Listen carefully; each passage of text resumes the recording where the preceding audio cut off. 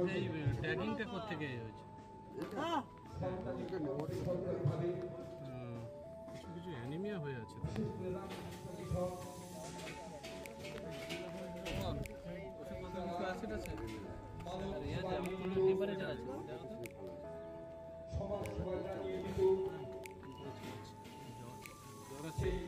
জ্বর আছে খাওয়া দাওয়া একটু কমে গেছে আচ্ছা তাহলে একটা কাজ করবে ইঞ্জেকশন কেউ করতে পারবে না পেটে বাচ্চা নেই কেন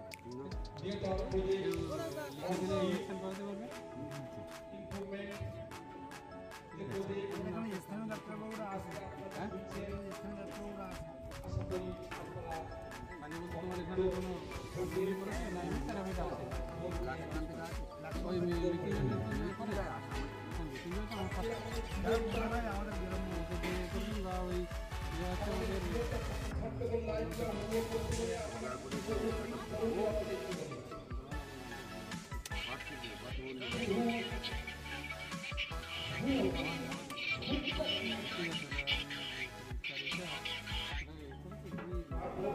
কিছু হয়নি বর্তমান যে শিল্পের পরিস্থিতি সেই শিল্পের পরিস্থিতি তো আপনাদের থেকে আপনারা খুব ভালোভাবেই জানেন যে এখন বাড়িতে গেলে যে শিল্প দেখতেই পাওয়া যাচ্ছে না গ্রামের পর শিল্প শূন্য হয়ে গেছে যদিও ঘোষণা ব্লকের ভিজিট করে দেখেছি যে যদিও শিল্পের সংখ্যা কিছুটা ভালো আশেপাশে বাসন্তী ব্লক বা অন্য ব্লকগুলো হচ্ছে সেখানে শিল্পের সংখ্যা কিন্তু দিন বাই দিন কমে যাচ্ছে এই কমে যাওয়ার কারণ হচ্ছে আমাদের অজ্ঞতা এই শিল্প সম্পর্কে আমাদের সক্ষম ধ্যান ধারণা না থাকার জন্যই কিন্তু আমরা এই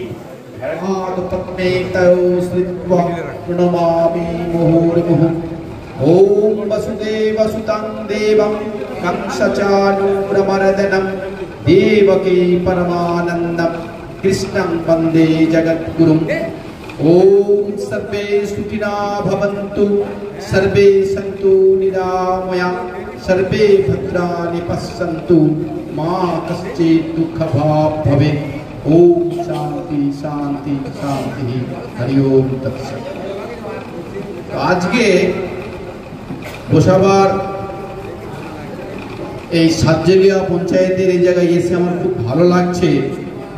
তো আজকে সারাদিন ধরে যে বিভিন্ন বক্তা বিভিন্ন রকম যে বক্তব্য রাখলেন এবং আমার যে টপিকটা আছে যে গ্রাম্য অর্থনৈতিক উন্নতিতে কৃষি এবং পশুপালনের কি ভূমিকা এবং সার্বিকভাবে কি করে কল্যাণ হয়। তো আমাদের ডক্টর ভোর সাহেব খুব ভালো বলেছেন, আমাদের তরফদার বাবু অ্যাকচুয়ালি বলতে গেলে উনি মেন উদ্যোক্তা। কেন বলবো যে কোনো কিছু করতে গেলে পয়সা তো লাগে, পয়সা ছাড়া তো কিছু করা যায় না। তো সেন্ট্রাল গভর্নমেন্টটাকে ফান্ড করেছেন আর স্টেট গভর্নমেন্টের মাধ্যমে এটাকে ইমপ্লিমেন্টেশন করা হচ্ছে। আমি একদিন ওনাদের যখন অফিসে গেলাম তো বলছে মহারাজ আমি গোসাবা এলাকাতে একটা ক্যাম্প করবো এরকম, কিন্তু বারবার চেষ্টা করেও করে উঠতে পারছি না, আপনি কি আমাকে সহযোগিতা করতে পারেন? ও যে নিশ্চয়ই পারি, পারবো না কেন। তারপরে এখানে আমাদের বিএলও সাহেব এবং আমাদের ওই আরেকজন ডাক্তারবাবু যিনি আছেন ভাই, তারপর আমাদের নীতিশ বাবু এবং আমাদের পঞ্চায়েতের মেম্বার এবং মা এবং এখানকার যে অসংখ্য ভক্তমণ্ডলী ভালো মানুষ এবং কমিটির মানুষ সকলকে আমার আন্তরিক ভালোবাসা এবং শুভেচ্ছা। তাদের যৌথ উদ্যোগে এবং আপনাদের পূর্ণ সহযোগিতায় এখানে আমরা এক জায়গায় উপনীত হতে পেরেছি। তো স্বামীজি এক জায়গায় বলছেন একটা কথা, ইংরেজিতেই বলছেন উনি, যে expansion is the sign of life, contraction is death, will spread the world over with our spiritual ideals. মানে হচ্ছে বিস্তারের নামই হচ্ছে জীবন আর সংকোচনের নামই হচ্ছে মৃত্যু। আমাদের আধ্যাত্মিক আদর্শ নিয়ে গোটা পৃথিবী বিস্তারিত হতে হবে। যখন আইলা হয়েছে তখন কিন্তু পৃথিবীর ম্যাপে এই সুন্দরবনের নাম একটা খুব গুরুত্বপূর্ণ জায়গা নিয়েছে। সবাই পৃথিবীর লোক জেনে গেছে যে সুন্দরবনের মানুষ অনেক ক্ষতিগ্রস্ত হয়েছে। এই মানুষকে আমাদের কি করতে হবে? বাঁচাতে হবে, রক্ষা করতে হবে।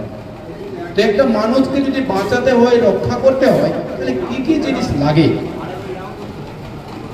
স্বামীজি একটা কথা বলছেন যে খালি পেটে ধর্ম হয় না। তাহলে মানুষের প্রথমে খালি পেট থাকলে চলবে না, আবার ধর্মটাও লাভ করতে হবে। তো ধর্মটা কি? ধর্মটা হচ্ছে আপনি যে আমাদের ডক্টর তরফদার বাবু, সুভাষিস বাবু, সুভাষ বাবু আছেন, তিনিও হেল্প করবেন। আমাদের বিএলডিও সাহেব আছেন, আরেকজন আমাদের ডক্টর ভাই আছেন, তিনি আছেন। আমাদের নীতিশ বাবু আছেন, নীতিশ বাবু দারুণ কাজ করেন সুন্দরবন এলাকা। উনিও একদম চাইছেন যে সুন্দরবন 3টে ব্লক নিয়ে আমি কাজ করবো। আমাদের দেশাল দেবাশিস বাবু আছেন, বরবাবু আছেন এবং আরো সকলে আছেন। সকলে যৌথভাবে উদ্যোগ নিয়ে আমরা সমাজকে এগিয়ে নিয়ে যাব এবং আজকে শপথ নিতে হবে। এই কথা বলে আজকে আমার ক্ষুদ্র বক্তব্য আমি শেষ করব এবং ভগবানের কাছে প্রার্থনা করি আপনারা অনেক অনেক সুখ লাভ করুন, শান্তি লাভ করুন, আনন্দ লাভ করুন। নাস্তি মূলম অনৌষধ অযোগ্য পুরুষ নাস্তি যোজক তত্ত্ব দুর্লভ। স্বামীজি চরণে প্রণাম করে এর মধ্যে অমন্ত্র অবসর নাস্তি মানে ওই বাচ্চাটাকে, ঘরের বাচ্চাটাকে শেখাতে হবে। মা প্রেসিডেন্ট হয়ে গেল, হ্যাঁ, বাবা সংরক্ষক হয়ে গেল, পরিবারে কিন্তু প্রত্যেকের দায়িত্ব। ওই ভেড়াটাকে কি করে, ভেড়াটা পরিবারের দরজা, ভেড়াটার মাধ্যমে আমাদের অর্থনৈতিক বিকাশ, আর্থিক বিকাশ, সামাজিক বিকাশ আর আধ্যাত্মিক বিকাশ তিনটেই হবে। তো সেইটা কি করে হবে? ওই বাচ্চাটাকে আপনাকে গরুর থেকেও বেশি রিটার্ন দিতে পারে। যদিও প্রত্যেকটা অ্যানিমেল আমি মনে করি আপনি যদি ঠিকভাবে পালন করেন, বিজ্ঞানসম্মতভাবে, যেটা ডক্টর তরফদার একটু আগে বলছিলেন, বিজ্ঞানসম্মতভাবে পালন করলে প্রত্যেকটা প্রাণী থেকে আপনার লাভ হতে পারে এবং সঠিকভাবে যদি আমরা তাকে বিপণন করাতে পারি তার থেকে লাভ আপনার অবশ্যম্ভাবী। আজকে আপনারা বলুন দেখি, মাংসের দাম উত্তরোত্তর বাড়ছে, তাই না? সে মুরগির মাংস হোক, ছাগলের মাংস হোক, ভেড়ার মাংসটা সত্যি কথা বলতে কি কম পাওয়া যায়, যে কারণে আমাদের ভেড়ার ব্যাপারে অনেকের ক্ষেত্রে সেই সচেতনতা নেই। কিন্তু আমাদের মায়ের দুধ থেকে আস্তে আস্তে মায়ের দুধ তো খাবে, তার সাথে সাথে 10-15 দিন হয়ে যাওয়ার পর থেকে আপনাকে চেষ্টা করতে হবে অন্যান্য খাবারে তাকে অভ্যস্ত করানো। সেটা স্যার হয়তো বলবেন, কিন্তু এই যে অন্যান্য খাবারে অভ্যস্ত করানো মানে হচ্ছে কি বলুন তো, বেসিক্যালি আমরা যদি দেখি আমাদের সঙ্গে ভেড়ার একটা পার্থক্য আছে। কি পার্থক্য? ভেড়া হচ্ছে ঘাস হজম করতে পারে, আমরা ঘাস হজম করতে পারি নাকি? আমরা পারি না। ভেড়া ঘাস হজম করতে পারে। কিসে হজম করে? তার শরীরের মধ্যে একটা পাকস্থলীটা কিন্তু একটু অন্যরকম। ওদের রুমেন বলে একটা প্রকোষ্ঠ আছে, আমাদের শরীরে সেটা নেই। বাচ্চাগুলো পুষ্ট একদম নেই। আমার এটা মায়ের থেকে আপনি দুধ পাচ্ছেন একদম না, এটা দিচ্ছে না। এই সমস্যাটা সব থেকে কি বলুন তো, আমাদের যে এখানকার ছাগল বা এখানকার ভেড়া দুটোর ক্ষেত্রে একই সমস্যা। এই ভেড়া বা ছাগল সব থেকে বেশি বাচ্চা দেয় আর এদেরই দুধের উৎপাদন সব থেকে কম হয়। এটা জেনেটিক্যালি এই সমস্যা। সেক্ষেত্রে আমরা একটা ছাগলের ক্ষেত্রে একটা অল্টারনেট খাবার করেছিলাম, সেটা আপ টু 10 ডেজ। স্যার আছেন, স্যার তো নিউট্রিশন নিয়ে এটা বলবেন। আমরা একটা এখানে যেটা করতাম, মূলত এই যে পাউডার দুধ যেটা পাওয়া যায়, পাউডার দুধ, তার সঙ্গে একটু ওই ক্যাস্টর অয়েল, একটু ডিম খাবার বাড়িতে আছে, আর এমনি জল একসঙ্গে মিক্স করে আমরা একটা মিক্সচার করতাম। সেটার পরিমাণটা আপনারা আমরা যেটা মেনটেন করতাম, গোটের ক্ষেত্রে আমি বলছি, ভেড়ার ক্ষেত্রে আমরা এই রকম ব্যাপারটা করিনি। সেক্ষেত্রে 50 গ্রাম ওই যে পাউডার দুধ, তার সাথে হচ্ছে একটা ডিম আমরা ভেঙে দিলাম, তার সাথে হচ্ছে আমরা 150 ml হচ্ছে ক্যাস্টর অয়েল পাওয়া যায়, আর 1 লিটার জল। এই টোটালটা আমরা মিক্স করে যাদের বাড়িতে ফ্রিজ আছে যেখানে রাখতাম, আর মোটামুটি যতটা প্রয়োজন সেই অনুযায়ী আমরা দিতাম। এবার কতটা প্রয়োজন? একটা ভেড়ার বডি ওয়েটের 1/10 আচ্ছা, একটা ভেড়ার বাচ্চার ওজন কত হয় মোটামুটি? ধরুন আমরা 1 কেজি, ঠিক আছে? 1 কেজি মানে প্রথম দিকে তাহলে তার শরীরের ওজনের 1/10, তার মানে কত? 100 গ্রাম লাগবে। এই 100 গ্রামটাকে যতটা ডিভাইডেড ডোজে দিতে পারেন। ধরুন আপনি 1 লিটার কি 150 ml আপনার ওই মিক্সচারটা হয়েছে, তাহলে ওর থেকে আমরা ধরুন 3টে বাচ্চা হয়েছে, তাহলে 3টে বাচ্চার জন্য একদিনে কত লাগবে? 300 ml লাগবে। মায়ের থেকে ধরলাম দুধ পাচ্ছি না একদিন, তাহলে ওই 300 ml টাকে আমরা ভাগ করে করে খাওয়াবেন। সকালে ধরুন 30 ml খাওয়ালেন, দুপুরের দিকে 30 ml খাওয়ালেন, সন্ধ্যের দিকে 30 ml খাওয়ালেন। এইভাবে মোটামুটি একটা প্রায় 100 ml টাকে কভার করার চেষ্টা করবে। আর যদি মায়ের দুধ অল্প কিছু পায় সেক্ষেত্রে এটার পরিমাণ আর একটু কমে আসবে।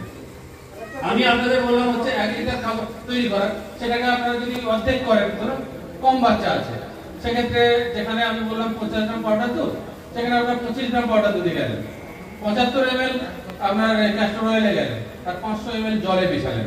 তাহলে সেইভাবে আপনারা অনুপাতে আপনারা মেশাবেন। আরেকটা প্রশ্ন আছে, বাচ্চা হওয়ার পর মায়ের কি মুহূর্ত কখন খাওয়ানো হয় এবং ওই মা দাদির আসবে তখন তাকে একদম একদম একদম এটাও ভালো প্রশ্ন, সবার জন্যই খুব ইম্পর্টেন্ট। হ্যাঁ, মোটামুটি আমরা বলি যে বাচ্চা যখন হচ্ছে, হওয়ার পরে মা তো স্ট্রেসে থাকে, মা সুস্থ হতে একটা সময় লাগে, সেটা 10 থেকে 15 দিন 20 দিন সময় লাগে। আমরা সেটাকে স্ট্যান্ডার্ড একটা করি যে বাচ্চাকেও 1 মাস বয়সে কৃমির ওষুধ খাওয়াবো, মাকেও 1 মাস, বাচ্চা হওয়ার পরে 1 মাস পরে। তাহলে কি হবে, আমাদের শিডিউল মেনটেন করতে সুবিধা হবে। তারপরে বাচ্চাটাকে আমরা কি শিডিউল মেনটেন করব, প্রতি মাসে একবার করে প্রথম 3 মাস একবার করে খাওয়াবো। জেনারেলি প্রথম দিকে পাইপারেজিন জাতীয় কৃমির ওষুধ, যে লিকুইড হতে পারে, ডাস্ট হতে পারে। আমাদের ব্লকে কি অ্যাভেলেবল, ডাস্ট না লিকুইড? পাউডার ফর্মে আমাদের ব্লকে পাওয়া যায়, লিকুইড ফর্মেও পাওয়া যায়। তাহলে প্রথম 3 মাস প্রতি মাসে একবার করে কৃমির ওষুধ খাওয়াবেন খালি পেটে সকালে, তারপরে প্রতি 3 মাস অন্তর করে খাওয়াবেন।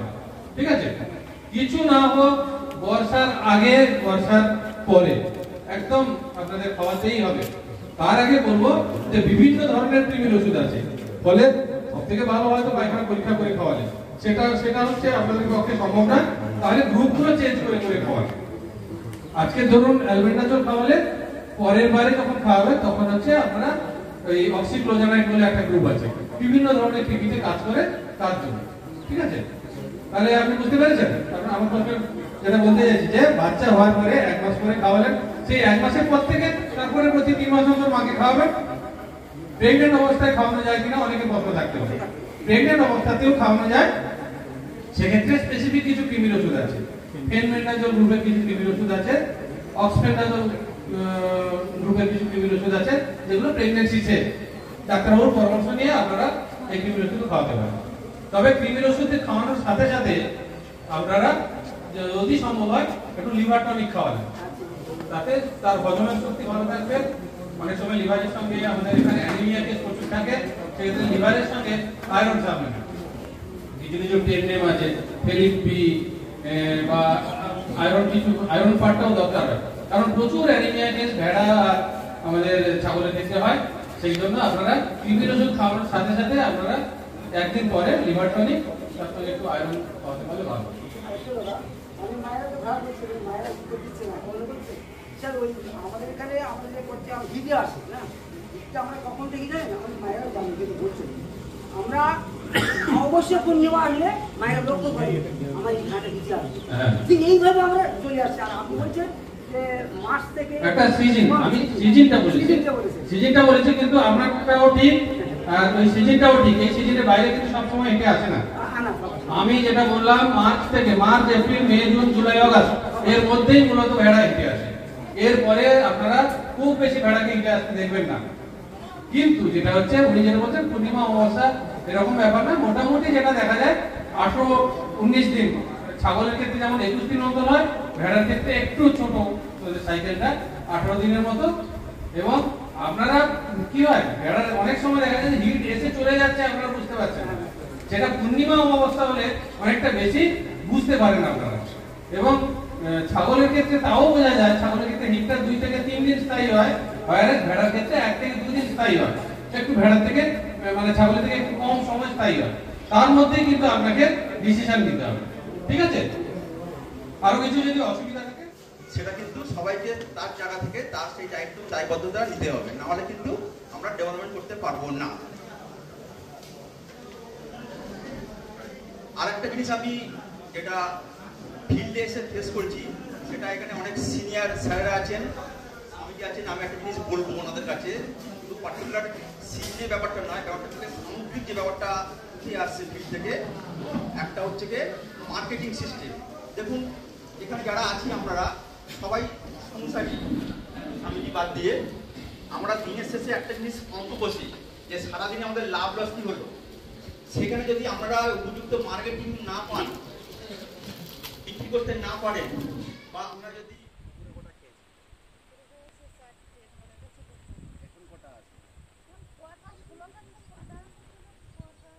তো ভেড়া কেন পালন করেন আপনি? পয়সার জন্য। পয়সা হয়? হ্যাঁ। কেমন হয়? বছরে কটা ভেড়া বিক্রি করতে পারো? বছরে ভেড়া বিক্রি হয় না তো। তাহলে ছোট থাকে না সব। কতদিনে বিক্রি হয়? 2 বছর পর। 2 বছরে কটা বিক্রি করতে পারো? এবছর 2টো বিক্রি করেছে। ও কত দামে বিক্রি করলে? 2টো বিক্রি করেছে 5000 টাকা। ও আচ্ছা, এক বছরে? হ্যাঁ, কুকুরে খেয়ে না, খুব আরে কুকুরে খেয়ে না, এটা তো আপনাদের এই দেখো, এই ভেড়ার বৈশিষ্ট্য হচ্ছে এই যে এই ছোট কান, হ্যাঁ, এদের মর্ফোলজি চেনার জন্য হচ্ছে এইরকম ছোট ছোট এইটাই এই ডক্টর তরফদার, হ্যাঁ একটু আমি ইন্টারাক্ট করি তোমাদের সাথে। হ্যাঁ, যে এই যে আমাদের দিদিভাই আছেন, মনে করো আজকে সকালে এখানে দিদিভাই দুটো দুষ্টু বাচ্চা আছে। আমরা যেমন দুষ্টু ছিলাম না, সেরকম দুষ্টুটা হচ্ছে খুব সুন্দর একটা ক্যারেক্টার বাচ্চাদের, নেচার। দুষ্টুমিটা নষ্ট হয়ে যায়, দুষ্টুমিটা আমরা কনস্ট্রাকটিভ কাজে মনে করি নিয়ে আসছে, বাচ্চাগুলো খেলছে, সুন্দর আতাস, এখানে বসে যেমন বিবেকানন্দ মেডিটেশন করতেন, স্বামীজি মেডিটেশনের ক্লাস নিলেন। আমরা প্রাচীন ভারতবর্ষের ঋষি পরম্পরাটাকে আজকের মতো করে টেকনোলজিটা দেওয়ার জন্য ওদের মেডিটেশনটা শেখাতাম, how to concentrate within your shortest time, switch off করার মতো। হ্যাঁ, আর এই পরিবারটাকে ভেড়ার মাধ্যমে, যেটা আমি কালকে বললাম যে ভেড়াটা হচ্ছে একটা দরজা, হ্যাঁ, এইখানে এই বাচ্চাগুলোই আমাদের বড় বড় সায়েন্টিস্ট হয়ে যাবে। তারা আমেরিকা থাকবে, কিন্তু দেখা যাবে এইখানে তারা প্রজেক্ট চালাচ্ছে। এক একটা বাচ্চা without expectation of the government help. এই জিলটা, এই চেতনাটা যদি বাচ্চাদের মধ্যে ছোটোবেলায় ইনকালকেট করে দেওয়া যায়, তাহলে বাচ্চারা টেররিস্ট হওয়ার বদলে বাচ্চারা কিন্তু এক একটা স্বামীজি তৈরি হয়ে যাবে। আমাদের একটা কোঅপারেটিভ সিস্টেম তৈরি হয়ে যাবে অটোমেটিক্যালি, ন্যাচারালি। এই বাচ্চাগুলোকে আমাদের অ্যাডপ্ট করতে হবে। দরকার হলে এদের বাড়িতে কাজ করতে করতে এরাই বলবে, আরে আপনি ওইখানে গেস্ট হাউসে থাকবেন কেন, আমাদের বাড়িতে আসুন। বাচ্চাগুলোই বলবে, মহারাজ আপনি তো আমাদের পরিবারের একজন, হ্যাঁ, ওইখানে গেস্ট হাউসে থাকা, ওই গেস্ট হাউসে থেকে যে পয়সাটা হচ্ছে আপনি আমাদের একটু পয়সা করে দিয়ে দিন, টাকা, এই কিছু বই কিনতে পাচ্ছি না, ভেড়া কিনতে পাচ্ছি না, আপনি কিচ্ছু নয়, সব থেকে এখানে ওই বুড়িমা আছেন, কষ্ট পাচ্ছে, ওইখানে একটা ভেড়া আপনি দিয়ে দিন। হ্যাঁ, এই যে আপনি খাদ্যগুলো দিচ্ছেন, খাদ্যগুলো তো কাকে এদিক ওদিক খাইয়ে দেবো, আমাদের তো ভেড়াই নেই, বুঝতে পারছেন? তাহলে এক কাজ করব, আপনি যে পয়সা আপনি খাদ্য দিচ্ছেন 5টা ভেড়া শুধু দিয়ে দিন, ওই 5টা পরিবারকে অ্যাডপ্ট করুন। এবং আপনাদের মতো যারা মিশনারি সায়েন্টিস্ট আছে, এই যে কেউ আসতে চায় না, বুঝতে পারছেন, যারা missionary veterinarian, missionary scientist, missionary public health practitioners আছে, তাদেরকে সংখ্যা বেশি চাই না, আমাদের একজন হলেই হলো। এরম যদি হয়, আমার মনে হয়, আমি সেটাই মহারাজজিকে, সর্বসুখানন্দজিকে সকালে বলছিলাম, মহারাজজি নেক্সট প্ল্যানিং কী হবে? আজকে যে আমরা গ্রামে গ্রামে গেলাম, এই যে দিদিভাইয়ের সঙ্গে আমরা কথা বললাম, আমার এত ভেতর থেকে আনন্দ হয়েছে, মনে হচ্ছেন আমার মাই সত্যিকারে বসে আছেন, যিনি তো লেখাপড়া জানতেনই না। হ্যাঁ, অন্নপূর্ণা নাম